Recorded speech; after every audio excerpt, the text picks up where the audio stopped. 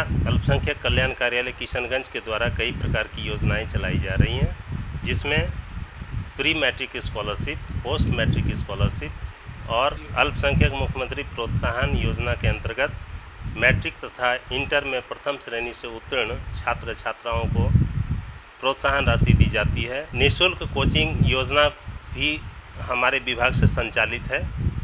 यहाँ से कई संस्थानों के बारे में अनुशंसा की गई है, जिस पर विभाग काम कर रहा है और शीघ्र ही यह भी किशनगंज ज़िले में संचालित की जाएगी। पिछले साल प्री मैट्रिक स्कॉलरशिप में लगभग 43,000 बच्चों को छात्रवृत्ति की राशि दी गई है।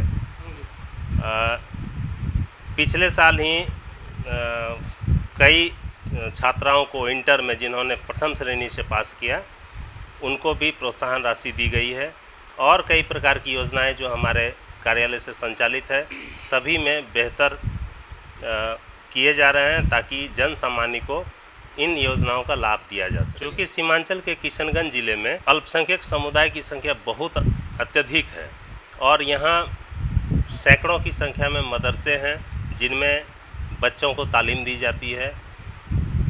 इन मदरसों में पढ़ने वाले बच्चों के लिए छात्रवृत्ति की योजना अभी चल रही है, जिसमें ऑनलाइन आवेदन किया जाता है।